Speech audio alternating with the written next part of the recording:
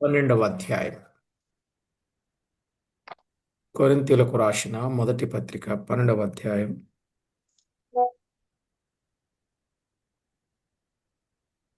11వ వచనాన్ని చదువుకుందాం. అయినను వీటన్నింటిని ఆ ఆత్మ ఒకడే తన చిత్తము చొప్పున ప్రతివానికి ప్రత్యేకముగా పంచి ఇచ్చుచు కార్యసిద్ధి కలుగ చేయుచున్నాడు. చదవబడిన ఈ లేఖనం కొరకై ప్రార్థన చేసి వాక్యాన్ని ధ్యానం చేద్దాం. పరిశుద్ధుడవైన మా తండ్రి, మమ్మను ఎంతో ఎక్కువగా ప్రేమించుచు ఉన్న మా ప్రియ ప్రభువా, మీ ఘననామానికి స్తోత్రం. మీ పాద సన్నిధిలో మేమంతా చేరి మీ వాక్కులు వినగోరే భాగ్యం మీరు మాకు ప్రసాదింపజేసి మమ్మను బలపరచి భద్రపరచి భక్తిలో స్థిరపరచడానికి ఇష్టపడి మా కొరకు మీరేమేమి సిద్ధం చేశారో వాటన్నింటినీ మేము పొందుకొని మీ నామాన్ని హెచ్చించున్నట్లు మమ్మను బలపరచి స్థిరపరచి సిద్ధపరచి కాపాడుచున్న మీ ప్రేమకై కృతజ్ఞతలు చెల్లిస్తూ లేఖనములో నుండి మా లోటులను సవరించమని వేడుకుంటూ మా ప్రభువైన క్రీస్తు యేసు నామమున ప్రార్థించి వేడుచున్నాము తండ్రి. ఆమేన్. ఆమేన్. ప్రభునందు ప్రియులారా, మనం చదువుకున్న దైవ లేఖనాలలో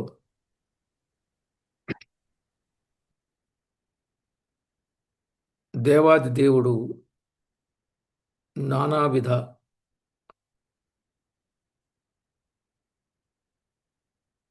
పరిచర్యలను కృపా వరములను ఆయన అనుగ్రహింపచేసేవాడుగా ఉన్నాడని దైవ లేఖనాల్లో నుండి మనం వింటూ వస్తున్నాం. నిజమే, జీవము గల దేవుని వాక్యములో నుండి ఎన్నో అమూల్యమైన విషయాలు, ఆధ్యాత్మిక సంగతులు మనం వింటూ మేలు పొందుతూ వచ్చాం. మనం గత వర్తమానంలో ప్రారంభ దినములలో చక్కని వరాలున్నాయని,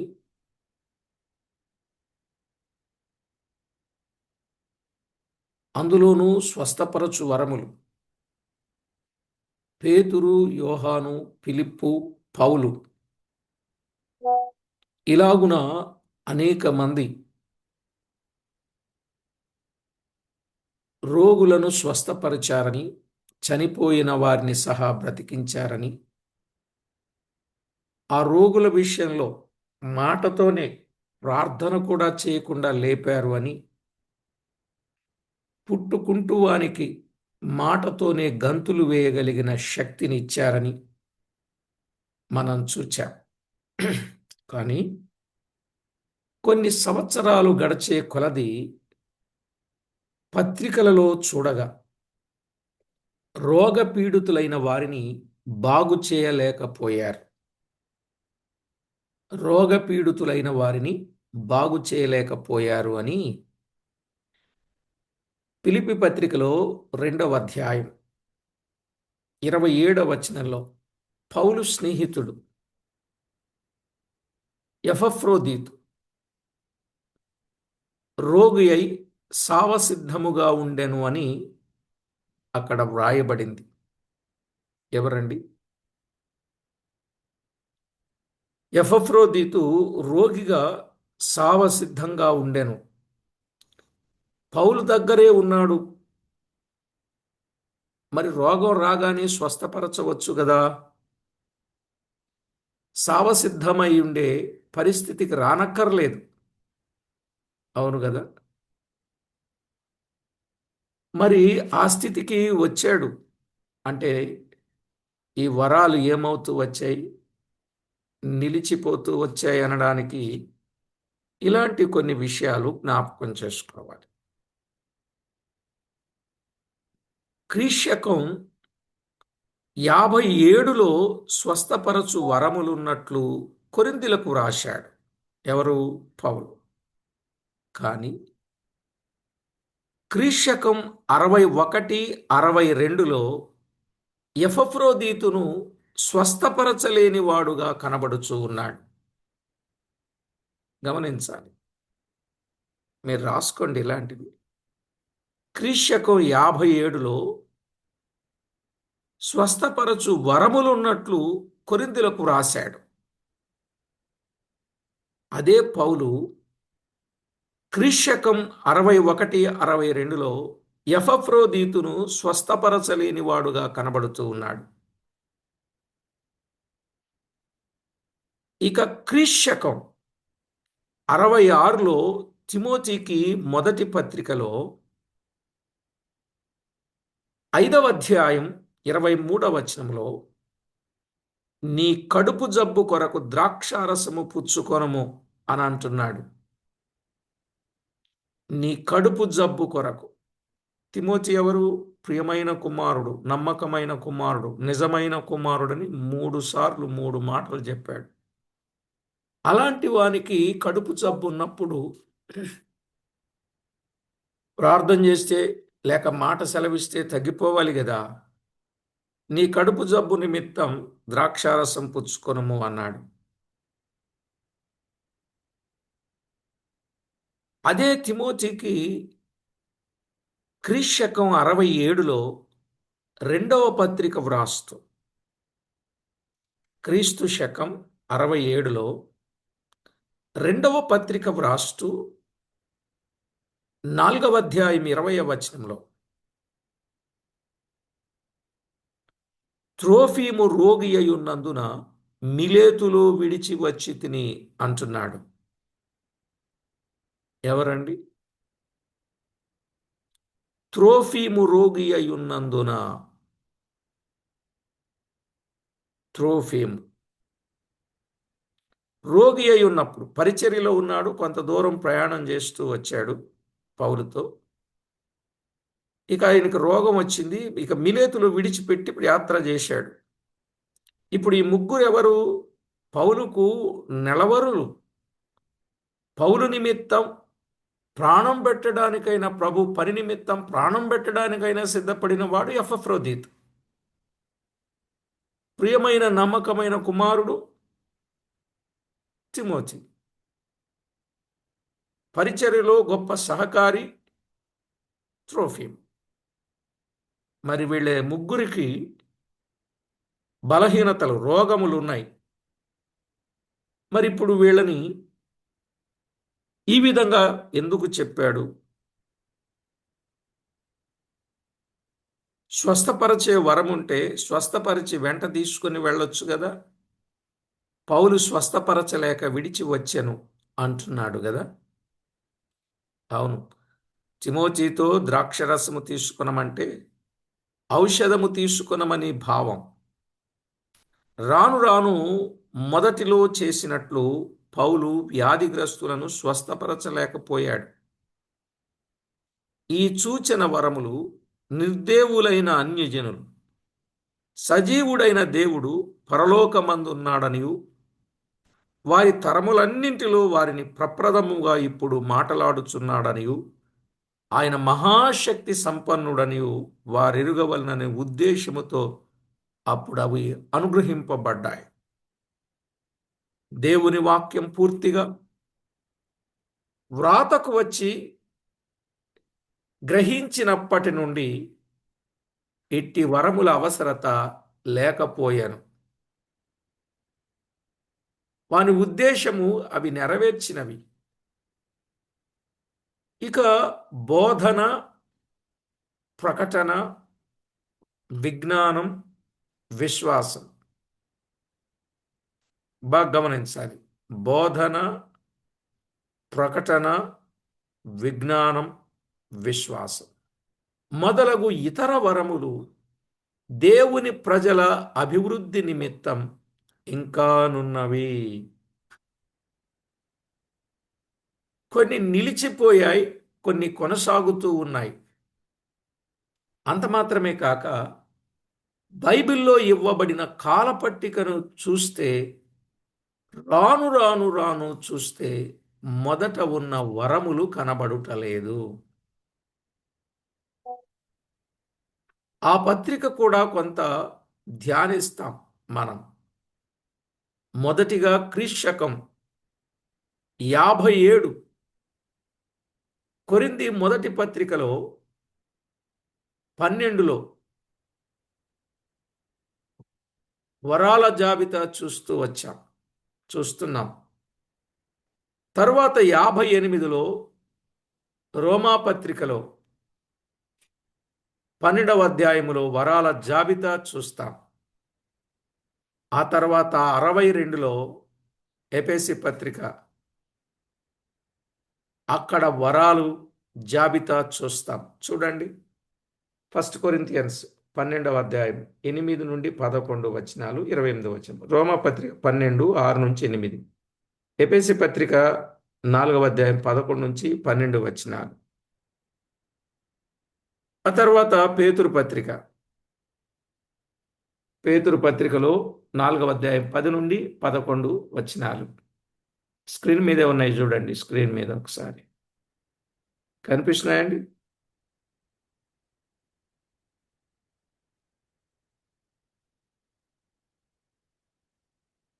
స్పిరిచువల్ గిఫ్ట్స్ అన్నమాట.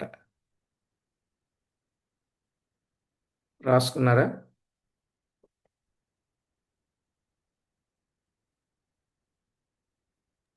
కొంచెం సేపు ఉంచండి బ్రదర్. ఓకే, రాసుకోండి. 1 కొరింథియన్స్ 12వ అధ్యాయం 8 నుండి 11 వచనాలు మరియు 28వ వచనం. Romans chapter 12 6 to 8. Ephesians 4 chapter 4 11 to 12 verse. 1 Peter 4 10 to 11. Okay, కాబట్టి మనకి ఈ జాబితా చక్కగా ఇవ్వబడినట్లు చూస్తున్నాం. అయితే కొరింథీ పత్రికలో చెప్పబడిన ప్రాముఖ్యమైన కొన్ని వరములు ఎఫెసీ పత్రికలో చూస్తున్నాం. కొరింథీ పత్రికలో చెప్పబడిన వరములు ఎక్కడ చూస్తాం? ఎఫెసీ పత్రికలో చూస్తాం. భాషలు కానీ, స్వస్థపరచు వరములు కానీ, అద్భుతములు కానీ ఎఫెసీ పత్రికలో కనబడుటలేదు. Note this point. కొరింథీ పత్రిక ఎప్పుడు రాశాడు? క్రీస్తు శకం 57లో. ఎఫెసీ పత్రిక ఎప్పుడు రాశాడు? క్రీస్తు శకం 62లో. కొరింథీ పత్రికలో ఏమున్నాయి? భాషలున్నాయి, స్వస్థపరచు వరాలున్నాయి, అద్భుతాలు రాశాడు. కానీ ఎఫెసీ పత్రికలు అవి కనబడుతున్నాయా? అవి కనబడలేదు.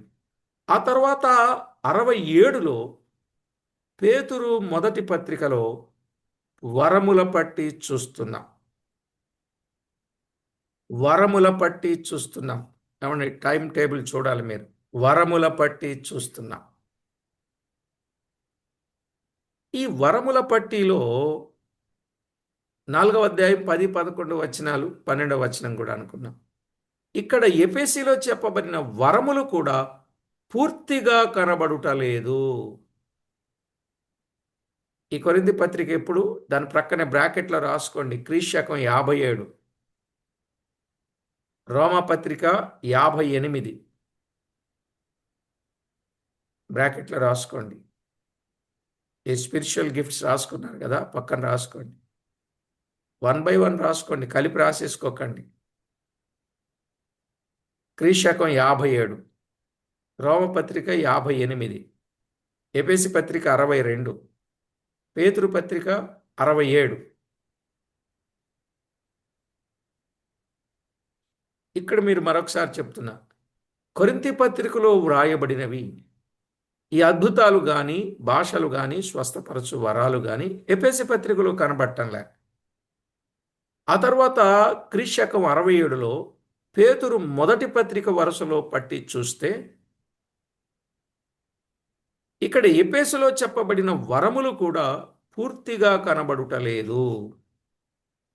ఎఫెసులో చెప్పిన వరాలు పూర్తిగా కనబడటలేదు. మీకు అర్థమవుతుందండి? కొంతమంది ఇలాంటి సత్యాలు తెలియక ఏదేదో మాట్లాడుతున్నారు. దయచేసి జాగ్రత్త. ఎంతసేపు జనాలు వాటి మీదనే పరుగులు పెడుతూ ఉన్నారు, వాటి కొరకే పరుగులు పెడుతూ ఉన్నారు, వాటి విషయంలో జనాలను పరుగులు తీయిస్తున్నారు. అలా చెప్తే కూడా బాగుంటుందని చెప్పారు. జాగ్రత్తగా వినండి. బ్రదర్ ఎఫ్ఎస్సి 4 కరెక్టేనా బ్రదర్? రిఫరెన్స్ 11, 12 అవునండి. దానిలో మనమందరము విశ్వాస విషయంలో దేవుని కుమారుని గురించిన జ్ఞాన విషయంలో ఏకత్వం పొంది సంపూర్ణ పురుషుల మగ వరకు అనగా క్రీస్తుని కలిగిన సంపూర్ణతకు సమానమైన సంపూర్ణత కలవారు మగ వరకు ఆయన ఇలాగ నియమించాను అని ఉంది బ్రదర్ 11, 12. అవునండి. ఆ 13వ వచనం కూడా 13వ వచనం పరిశుద్ధులు సంపూర్ణులు, నేను కూడా చదివించాను. పరిశుద్ధులు సంపూర్ణులగునట్లు క్రీస్తు శరీరం క్షేమాభివృద్ధి చెందునట్లు పరిచర్య ధర్మం జరుగుటకు ఆయన కొందరిని అపోస్తలను గాను, కొందరిని ప్రవక్తలను గాను, కొందరిని సువార్థికులను గాను, కొందరిని కాపరులను గాను, ఉపదేశకులు గాను నియమించాడు అని 14, 15 వచనాలు కూడా చదివాను నేను. గుర్తుందో లేదండి? రైట్. ఇవి ఈరోజు స్క్రీన్ మీద పెట్టాను అన్నమాట. వచనం అంటే దేవుడు దేని కొరకు ఇచ్చాడు, ఏమిచ్చాడు, ఎందుకు ఇచ్చాడు, మళ్ళా ఎందుకు నిలిపివేశాడు, ఇప్పుడేం చెయ్యాలో అనే వివరం ఇక్కడ రాయబడింది. అలా ప్రశ్న వేసుకుంటే మనకు అర్థమవుతుంది. సరే,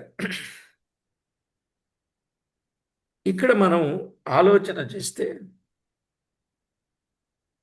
ఎఫెసులో చెప్పబడిన అపోస్తలు ప్రవక్తలను గురించినది ఏమీ లేదు గనుక వరముల కాలక్రమాన్ని బట్టి చూస్తే ప్రారంభములో ఉన్న వరములు ఆఖరిలో ఆగిపోయినట్లు కనబడుచు ఉన్నవి.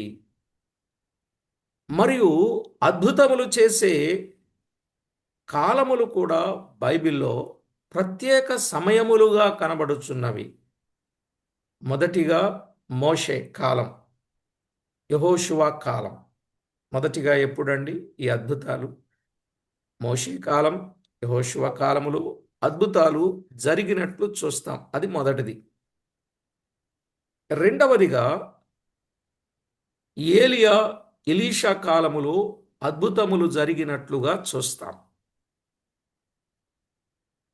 రెండవదిగా ఏలియా, ఎలీషాల కాలములో అద్భుతములు జరిగినట్లు చూస్తాం. మూడవదిగా షద్రకు, మెషకు, అబేద్నెగో, దానియేలు కాలములో అద్భుతములు జరిగినట్లుగా చూస్తాం. ఇది మూడవది. కొన్ని ప్రత్యేక సమయాలు కనబడుతున్నాయి. ఇక నాలుగవదిగా క్రీస్తు అపోస్తలుల కాలములో అద్భుతములు జరిగినట్లుగా చూస్తున్నాం. ఇక మిగతా సమయాలలో అద్భుతములు అంతగా జరిగినట్లు చూడలేం. ఒకవేళ ఎక్కడన్నా ఉంటే 1 లేక అర తప్ప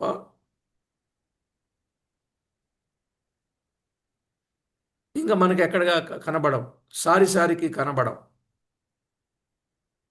అవునా కాదండి?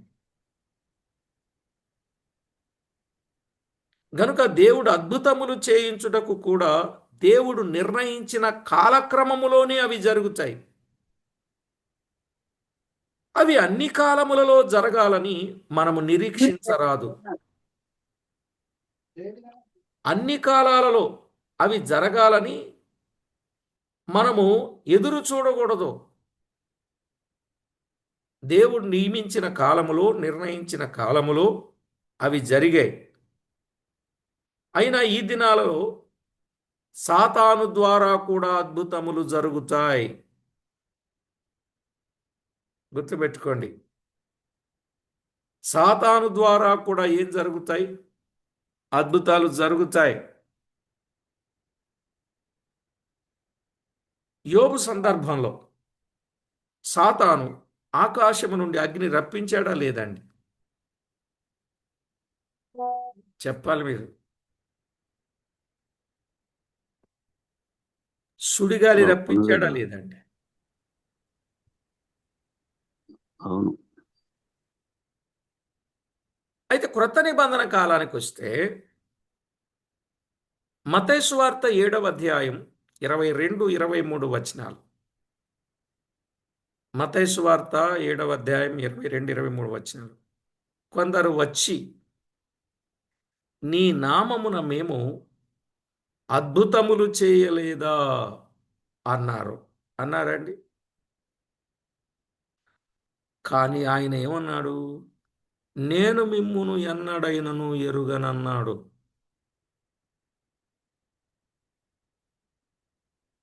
ఏమండి?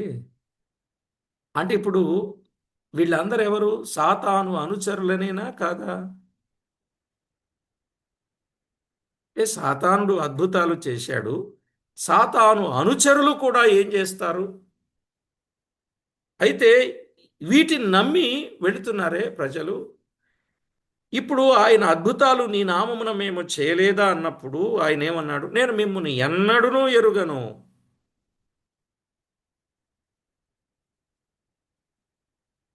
ఏమండి? ఈ అద్భుతాలు చేసిన వారిని నేనెన్నడూ మిమ్మల్ని ఎరుగనన్నాడంటే ఇంకా వాళ్ళ దగ్గరకు వెళ్ళిన వాళ్ళ పరిస్థితి ఏంటి చెప్పండి. ఇక నాకెప్పుడు ఆ మాటే గుర్తొస్తుంది. ఇన్ని అద్భుతాలు చేసిన వాళ్ళు ఇన్ని అద్భుతాలు చేస్తున్నారు. ఇన్ని అద్భుతాలు చేసిన వాళ్ళనే నేను మిమ్మల్ని ఎన్నడూ ఎరుగనన్నాడంటే ఇక వాళ్ళ దగ్గరకు వెళ్ళిన వాళ్ళ సంగతి ఏంటి అని నాకు పెద్ద చింత అండి.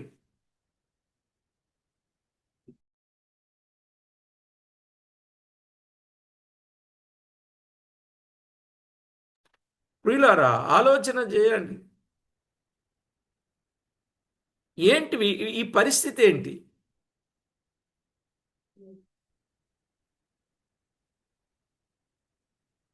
దేవుని వాక్యములో వ్రాయబడినటువంటి సత్యాలను గూర్చిన సంగతులు మనం ఆలోచన చేసినప్పుడు మత్తయి సువార్త 24వ అధ్యాయం 24వ వచనంలో కూడా అబద్ధ ప్రవక్తలు, అబద్ధపు క్రీస్తులు వచ్చి సూచక క్రియలు, అద్భుతములు చేస్తారు అన్నాడా? అవసరమైతే ఏర్పరచబడిన వారిని సహితం మోసం చేస్తాడు అని చెప్పాడు ప్రభు.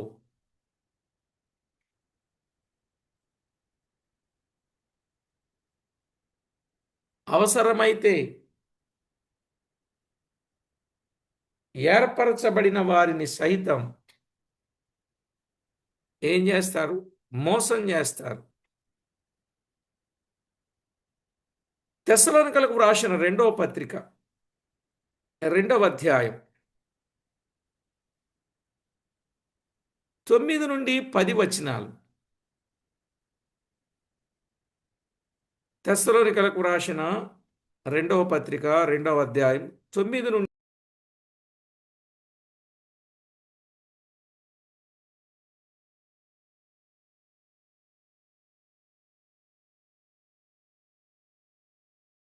ఉందన్న మ్యూట్ లో ఉంది.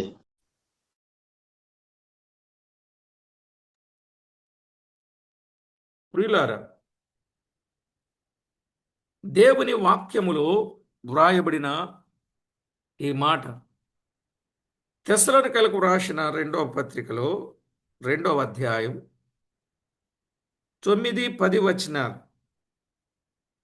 నశించుచున్నవారు తాము రక్షింపబడుటకై సత్య విషయమైన ప్రేమను అవలంబింపకపోయిరి గనుక వాని రాక అబద్ధ విషయమైన సమస్త బలముతోనూ నానా విధములైన సూచక క్రియలతోనూ మహత్కార్యములతోనూ దుర్నీతిని పుట్టించు సమస్త మోసముతోనూ నశించుచున్న వారిలో సాతాను కరపరచు బలమును అనుసరించియుండును. దీని అర్థం ఏంటి చెప్పనా? సాతాను బలము వలన కూడా అద్భుతములు జరుగుతాయి.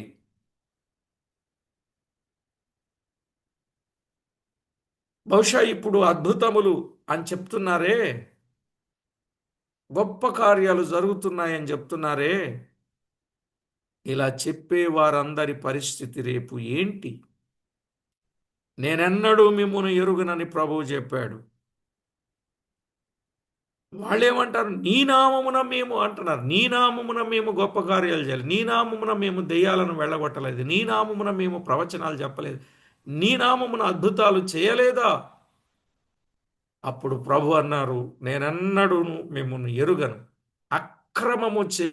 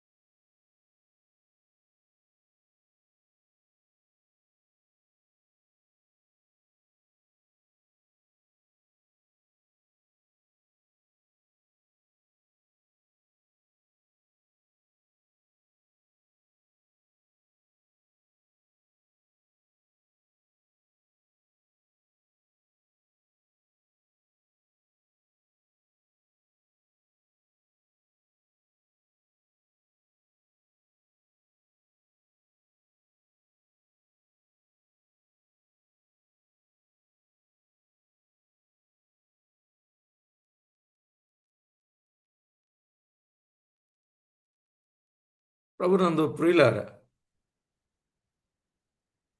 వారి అద్భుతాలు, వారి సూచక్రియలు మనం అంతగా పట్టించుకోకర్లే, అసలు వాటిని గమనించక్కర్లే. అయితే వారి బోధలు వాక్యానికి అనుగుణముగా ఉన్నవా లేవా అనేది మాత్రమే చూడాలి. ఇప్పుడు ఈ అద్భుతాలు చేసేవాళ్ళు వారి బోధలు వాక్యానికి అనుగుణంగా ఉంటున్నాయా, వారికి అనుగుణంగా ఉంటున్నాయా?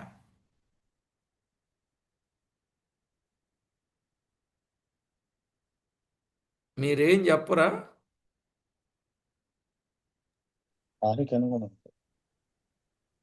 వారి బోధలు వారికి అనుగుణంగా ఉంటున్నాయి కానీ వాక్యానికి అనుగుణంగా లేవు.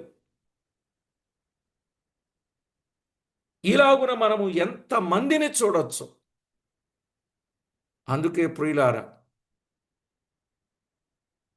ఆలోచనలో పడాల్సిన పరిస్థితి వచ్చింది. ఈ కడువరి కాలములో ప్రతి వ్యక్తిని మనము తేటగా గమనించి ఈ అద్భుతాలు, ఈ స్వస్థతలు, ఈ సూచక్రియలు, ఈ భాషలు, వీటి విషయంలో కొంత అవగాహన వారికి కల్పించాలి. వాస్తవాలు బయటకు తీసుకొని వెళ్ళాలి. బయట వాళ్ళు అంటున్నారంటే కాదండి, క్రైస్తవుల్ని వెర్రె గొర్రెలని పేరు పెట్టారు, అవునా కాదా? ఎందుకన్నారు వెర్రి గొర్రెలని? గాలికి కొట్టే ఉపదేశం, ఆ ఉపదేశాలు విని ఎటుబడి తడుతులో తొలగిపోవటం మూలాన వెర్రి గొర్రెలు అనాల్సిన పరిస్థితి వాళ్ళకు వచ్చింది, పడాల్సిన పరిస్థితి మనకొచ్చింది. మేము వెర్రి గొర్రెలం కాదు, జ్ఞానం కలిగిన దేవుని పిల్లలం అని చెప్పగలిగేటట్లు లేఖనాలు చదవాలి, దానిని అర్థం చేసుకోవాలి, దానిని అనుసరించాలి. మనకు బైబిల్ చదివే అవకాశం ఉన్నా కూడా చదవాల్సిన అవసరం మనకు లేదన్నట్టు ఉంటుంది. అన్ని పనులు చేసుకోవడానికి, మంచి ఫుడ్ ప్రిపేర్ చేసుకోవడానికి మనకి బాగా టైం ఉంటుంది. ఏమంటే నిజమే కదా? మంచి ఫుడ్, బంధువులతో మాట్లాడడానికి ఈ ఫోన్లు వచ్చాయి. ఇప్పుడు ఈ యూట్యూబ్ నిండా మనమే కనబడతాం. అంటే దాని అర్థం ఏంటంటే, దాని మీనింగ్ మన ముఖం అందులోనే పెట్టి ఉంచుతాం. ఈ మొబైల్ ఒకటి వచ్చిందిగా, ఇంకెంతసేపు అందులోనే పెట్టి అసలైనటువంటి వాక్యాన్ని మనం చదువుకోలేక సత్యాలు మనకు అర్థం కాకుండా పోతా ఉన్నాయి. నేను చూడొద్దని చెప్పడంలే, కానీ ఇవ్వవలసినటువంటి ప్రయారిటీ బైబిల్ గ్రంథానికి మనం ఇస్తే ఏది తప్పు ఏది రైట్ అనేది మనకు అర్థమవుతుంది. కనుక ఎవరేది చెప్తే భలే చెప్పారులే అని రకరకాల ఆలోచనలతో వెళ్ళిపోకూడదండి. రకరకాల ఆలోచన పద్ధతులు మనం కలిగి ఉండకూడదు. దైవలేఖనంలో వ్రాయబడిన వాస్తవిక సత్యాలు మనము ఒక్కొక్కటి ఆలోచన చేసి ప్రభు నామమునకు మహిమ ఆపాదించాలని ప్రభు పక్షంగా ప్రేమతో మనవి చేస్తున్నాను. ఈ కడువరి కాలములో పలువురిని మోసం చేసేవాళ్ళు వచ్చేస్తున్నారు. ఇప్పుడు వాళ్ళే పెద్ద పెద్ద సభలు పెడుతున్నారు. జనాల దగ్గర నుండి లక్షలు కోట్ల రూపాయలు పోగు చేస్తున్నారు.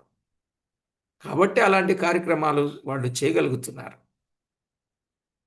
ఏమంటే సొంత డబ్బులు పెట్టి చేసేవాడు ఉన్నారా? ప్రజాధనమేనా? ఆ ప్రజలు అలాంటి మాటలకు వాళ్ళు ఏమవుతున్నారంటే లోనవుతున్నారు. ఈవేళ ఎక్కడ చూసినా ఇవే. ఒక మాటలో ఆలోచన చేస్తే ప్రభు ఇంకా ఆయన రాకను గురించి ఎందుకు ఆలస్యం చేస్తున్నాడు అనంటే, తెలిసిన సత్యాలు ప్రజలకు మనం అందించాలని, ఇక తెలుసుకోవలసిన ప్రజలు చాలామందిగా ఇంకా ఉన్నారు అని, వారికి మనం తేటగా చెప్పాలని దేవుడు అవకాశం ఇస్తున్నాడని నేను అనుకుంటున్నాను. కానీ మనం ఏం చేస్తున్నామంటే మన కోసం మనమే చూసుకుంటూ వారి సంగతిని మనము ఏమాత్రము పట్టించుకోకుండా పెడచెవిని పెట్టిన వారంగా మనం కనబడుతున్నాం. దయచేసి గమనించండి. ఈ కడువరి కాలములో మనం ఏవేవి ఉన్నవో, ఏవేవి ప్రయోజనమో, ఒకప్పుడు ఎందుకు చేశాడు అనంటే, ఒకప్పుడు దేవుడెవరో, ఆయన సత్యమేమిటో తేటపరచడానికి. మీకు ఒకసారి చెప్పానో లేదో, బైబిల్ కాలేజీలో చెప్పానేమో, ఇవెందుకు లేవో ఒక్కసారి మీకు చెప్తా వినండి. ఒక బిల్డింగ్ కన్స్ట్రక్షన్ చేయాల, కట్టాల, దానికి స్లాబ్ వేస్తే స్థిరం. తాటి ఆకు కానీ, రేకు కానీ, పెంకు కానీ, వీటన్నింటికంటే బెటర్ ఏంటంటే ఆర్సిసి రూప్. ఆర్సిసి రూప్ అంటే స్లాబ్. ఇప్పుడు ఈ స్లాబ్ వేస్తే అది బిల్డింగ్ పటిష్టం. 100 సంవత్సరాలు, 150 సంవత్సరాలు ఎంతో పటిష్టం అనుకుందాం. ఈ బిల్డింగ్ని మనము కట్టడానికి, స్లాబ్ వేయటానికి దాని క్రింద ఏం పెడతామండి?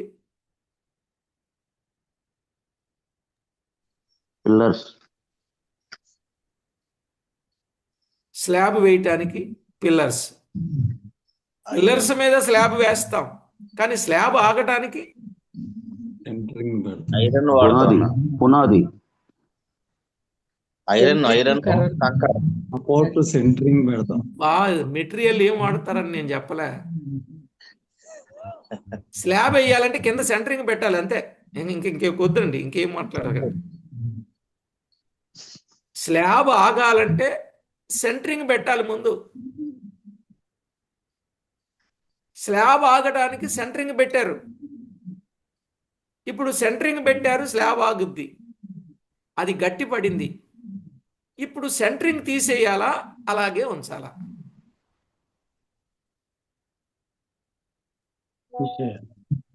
కొంచెం తొందరగా చెప్పండి. ఇప్పుడు చెప్పండి. సెంటరింగ్ తీసేయాలిగా. తీయకుండా ఇంట్లో ఉండడానికి వీలుంటుందా? తీసేయాలిగా. ఉంచండి. పెద్ద పెద్ద బిల్డింగ్లు కట్టారుగా, ఉంచండి.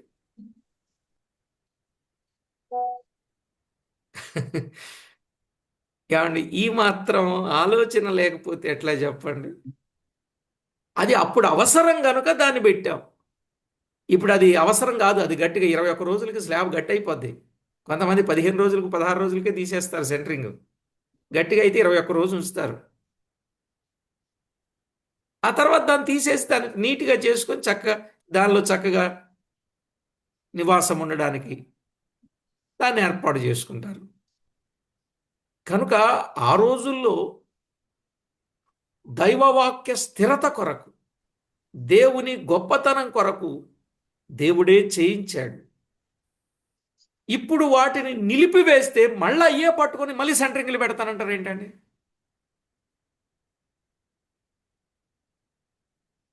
కాబట్టి కొన్ని విషయాలు ఇలా తేలిగ్గా, కాబట్టి ఇది ఉపమానం కాదండి, ప్రాక్టికల్గా మనం ఆలోచన చేస్తే అర్థమయ్యేది.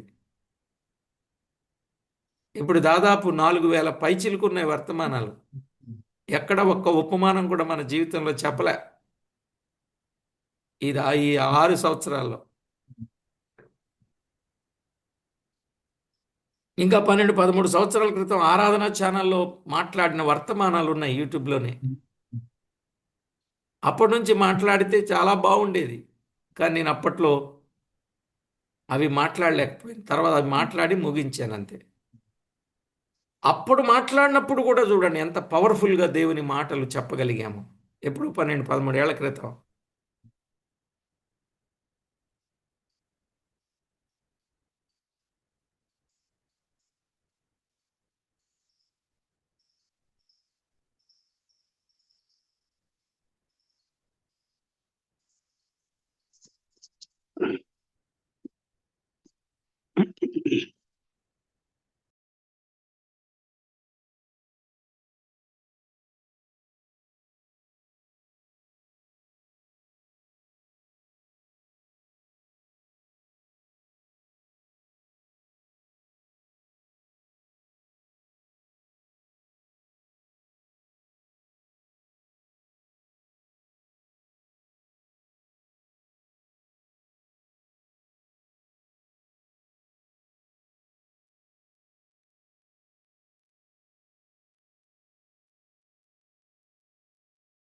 అప్పుడు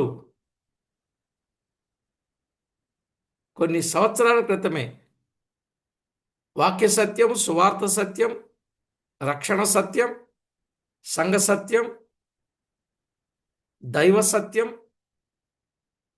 ఇలాగున ఆరాధన ఛానల్లో ఈ సత్యాలను గూర్చిన సంగతి ప్రకటన చేసిన సందర్భాలు ఉన్నాయి. ఆ వర్తమానాలు మీరు చూసే ఉంటారేమో అని అనుకుంటున్నాను.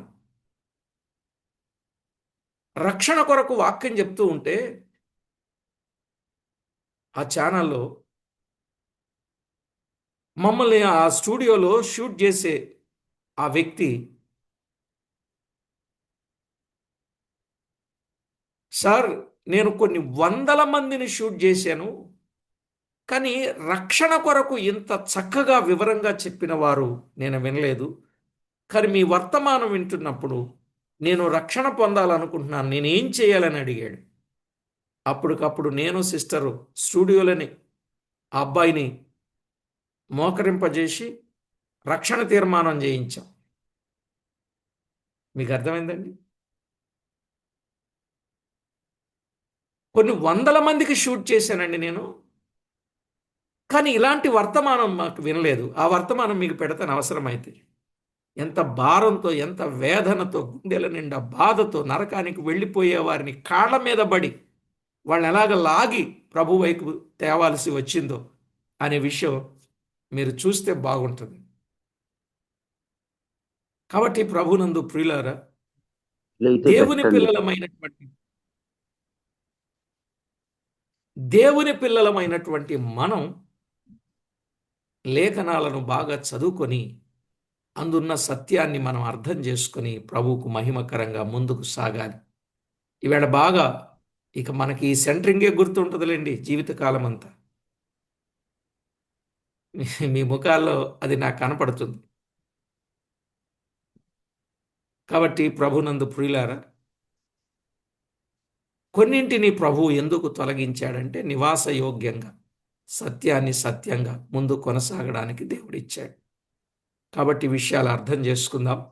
తర్వాత సమయంలో మిగిలిన సంగతులు జ్ఞాపకం చేసుకుందాం. ప్రార్థన చేసుకుందాం. కరుణా సంపన్నుడా, కృపా సత్య సంపూర్ణుడా, మీ ఘననామానికి స్తోత్రం. విన్న విషయాలు అందరి హృదయాలలో ఫలభరితంగా చేసి మీ నామమునకే మహిమ ఆపాదించుకొనమని, ఏది సత్యం ఏది నిత్యం అనేది గుర్తించి వాటి విషయంలో పత్యం చేసి మిమ్మల్ని మహిమపరచడానికి సిద్ధపరచమని మా ప్రభు అయిన క్రీస్తు నామమున స్తోత్రము చెల్లించి ప్రార్థించి వినులమై వేడుచున్నాము తండ్రి. ఆమేన్. ఆమేన్. ప్రభున ప్రియులారా, అందరికీ వందనాలు తెలియజేస్తున్నాం.